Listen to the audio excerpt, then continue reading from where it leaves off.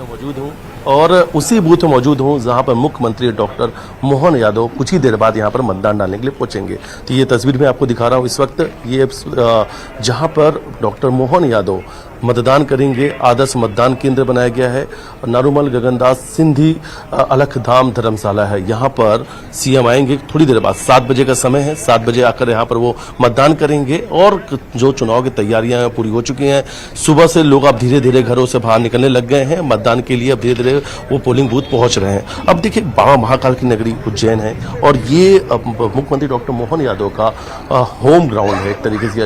उनका जो गृह क्षेत्र है वो उज्जैन है और ये जो पूरा यहाँ का मुकाबला था वो कहीं ना कहीं पूरी तरीके से ये माना जा रहा था एक तरफा है, क्योंकि इससे पहले जो यहाँ के सांसद रहे, वर्तमान भी जो सांसद है इस वक्त मैदान में, चुनाव मैदान में, अनिल फिरोजिया, उनके सामने कांग्रेस से महेश परमार, वो कांग्रेस की तरफ से प्रत्याशी हैं। दोनों आमने सामने थे, लेकिन दोनों की अगर समीकरण की बात करते हैं, राजनीतिक समीकरण की बात अगर किया जाए तो अनिल फिरोजिया जो पिछला चुनाव जीतते हैं वो 3 लाख से ज्यादा मार्जिन, 3 लाख से ज्यादा वोट से वो चुनाव जीतते हैं। महेश परमार की अगर बात की जाए तो वो उन्होंने 2 महापौर का भी चुनाव लड़ा था, उसमें ही कहा कि हार मिली थी, लेकिन वो जो वोटों का अंतर था बहुत ज्यादा नहीं था। तराना जो क्षेत्र है आसपास का, जो तराना में थोड़ा सा कहीं ना कहीं तो उनका जो ये क्षेत्र है कि बड़ा माना जाता है। महेश परमार की नेटवर्क की अगर बात की जाती है तो सिर्फ वही है, लेकिन बाकी ओवरऑल देखा जाए, समीकरण की बात की जाए तो 6 में विधानसभा में जहाँ पे बीजेपी का कब्जा है, तो पूरी ओवरऑल लीड जो रही शुरू से वो बीजेपी की रही है। और सबसे बड़ी बात है, जब मुख्यमंत्री इसी शहर से, उज्जैन शहर से है, तो बीजेपी के लिए ये काफी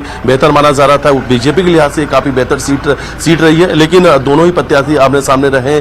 जम के यहाँ पर एक दूसरे के खिलाफ, उन्होंने एक दूसरे के खिलाफ आरोप भी लगाया चुनाव में। लेकिन जो पूरा मुद्दा है, अगर खासतौर पर चुनाव के मुद्दे की हम बात करते हैं तो उसमें राम मंदिर, अयोध्या राम मंदिर का जो मुद्दा रहा इस बार के चुनाव में काफी अहम रहा। और यहाँ पे बाबा महाकाल लोक में, बाबा महाकाल नगरी में महाकाल लोक भी है, तो महाकाल लोक और अयोध्या धाम जिसकी बात की जा रही है कि राम मंदिर, अयोध्या, तो अलग अलग समीकरण है। और उस समीकरण के लिहाज से अगर देखा जाए तो बीजेपी इस जो उज्जैन जो है यहाँ पे काफी बेहतर रही। ये तैयारियों की तस्वीर हम आपको दिखा रहे हैं और ये थोड़ी देर बाद ही यहाँ पे सीएम आएंगे और सीएम के आने का यहाँ पे इंतजार चल रहा है। लगभग तैयारियां पूरी हो चुकी है। गर्मी को देखते हुए सारी व्यवस्थाएं की गई है, बैठने की सारी बेहतर मैं लौटूंगा आपके पास, हर चीज को लेकर शैलेंद्र के पास चलेंगे। हमारे सहयोगी इस वक्त जुड़ गए हैं धार से।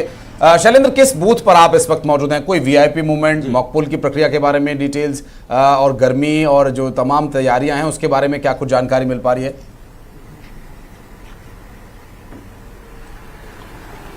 देखिए, बिल्कुल मैं आपको बता दूं कि मैं शहरी इलाके के एक बूथ पर मौजूद हूं और मॉकपोल की प्रक्रिया जो है वो संपन्न कर ली गई और धीरे धीरे अब मतदाताओं के पहुंचने का सिलसिला भी शुरू हो चुका है। चूंकि देखिए 7 बजे से मतदान शुरू होना है और अच्छी बात यह है कि जिस तरीके से मौसम विभाग ने यहाँ बारिश का अलर्ट किया है, जिसके चलते यहाँ सुबह से ही अभी बादल छाए हुए और उम्मीद है कि हल्की फुल्की बारिश भी आज देखने को मिल सकती है। तो पहले, दूसरे, तीसरे चरण में जिस तरीके से हमने देखा कि प्रचंड गर्मी की वजह से मतदाता बाहर नहीं निकले थे, लेकिन आज ये उम्मीद है जिस तरीके से पहले दूसरे चरण की अपेक्षा तीसरे चरण में मतदान बढ़ा है तो इस बार और अधिक बढ़ने वाला। सीधी तस्वीरें मैं आपको दिखाना चाहूंगा कि देखिए मॉकपोल की प्रक्रिया जो है वो संपन्न हो चुकी है। बस सुरक्षा के तमाम जो इंतजाम यहाँ पर किए गए हैं, इसके अलावा छोटे जो टेंट है वो भी लगाए गए हैं ताकि जो लोग यहाँ दोपहर में यहाँ पहुंचते हैं, जब यहाँ पर धूप रहेगी तो ऐसे में उन लोगों के बचाव के उपाय जो है वो यहाँ पर किए गए हैं। अगर मैं राजनीतिक लिहाज से करूं तो ये सीट कांग्रेस के लिए बेहद खास इसलिए हो जाती है कि पिछले 2 बार से कांग्रेस लगातार यहाँ पर हार रही है। हालांकि 2014 की बात करूं तो सावित्री ठाकुर पर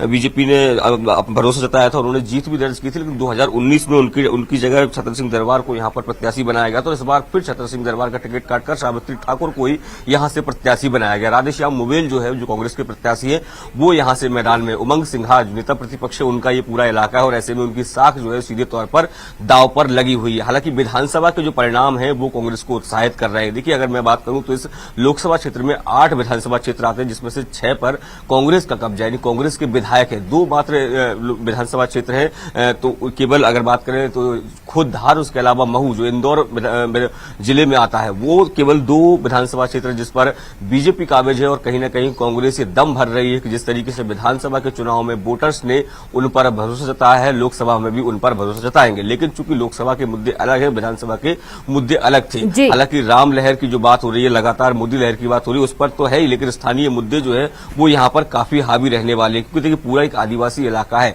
और लगभग 80% जनसंख्या जो है वो ग्रामीण इलाकों में निवास करती है। तो ऐसे में उनकी मूलभूत सुविधाओं को लेकर आज भी कई जगह से इस तरह की खबरें आती है कि न पीने की पानी की व्यवस्था, आवागमन के साधन हो, बिजली, पानी, सड़क जैसे मुद्दे जो है वो आज भी इस लोकसभा क्षेत्र में मौजूद हैं। तो ऐसे में अब देखना होगा कि मतदाता क्या राम लहर, मोदी लहर की तरफ जाता है या फिर जो मूलभूत समस्याएं हैं उनको आगे बढ़ाता है। देखिए खास बात यह है कि कभी ये कांग्रेस का परंपरागत गढ़ था, हालांकि 2 बार से कांग्रेस को हार मिल रही है, लेकिन इस बार जिस तरीके से कांग्रेस के तमाम बड़े नेताओं ने यहां पर मेहनत की, उनका ये दावा है कि इस बार के चुनाव में वो जीत दर्ज करने जा रहे हैं। जी, अब चूंकि जो दावा किया जा रहा है ये दावा कितना सच साबित होता है ये तो बाद में पता चलेगा, लेकिन जनमानस क्या है वो समझने की भरपूर कोशिश की गई। तमाम हमारे रिपोर्टर्स ने बातचीत भी की है जो मतदाता हैं।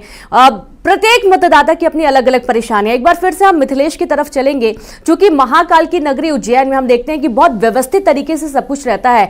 दूर दूर से पर्यटक यहां पर बाबा महाकाल के दर्शन करने के लिए पहुंचते हैं और बहुत ही बेहतर तरीके से जो आदर्श मतदान केंद्र बनाया गया है उसकी भी एक झलक दिखाइए मिथिलेश की किस तरीके की व्यवस्थाएं हैं वहां पर। पुलिस फोर्स लगाई गई है, वहां पर मतदाता अगर पहुंचता है तो उसको क्या क्या सुविधा वहां पर मिलेगी, अगर वो घंटों लाइन पर खड़े होकर इंतजार करता है तो उसको कोई परेशानी ना हो। सबसे बड़ी चुनौती गर्मी, क्योंकि गर्मी की वजह से 2 चरण का मतदान फीका रहा था।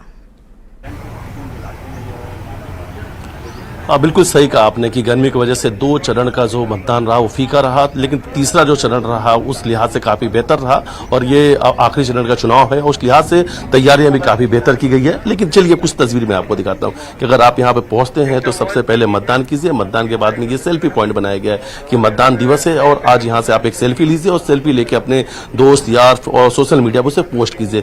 खुद मतदान कीजिए, दूसरों को जागरूक कीजिए मतदान के लिए। दूसरी तरफ ये देखिए, जब यहाँ पर जब मतदाता मतदान करने के लिए पहुंचेंगे तो फूल माला लगाया गया है, डेकोरेट किया गया फूल माले से और उनका स्वागत किया जाएगा कि आप आइए और मतदान कीजिए। हर जहां पे अलग अलग सेल्फी पॉइंट बनाई गई है और ये जो आदर्श मतदान केंद्र, यहाँ पर पानी से लेकर बैठने से लेकर तमाम अलग अलग व्यवस्थाएं की गई हैं।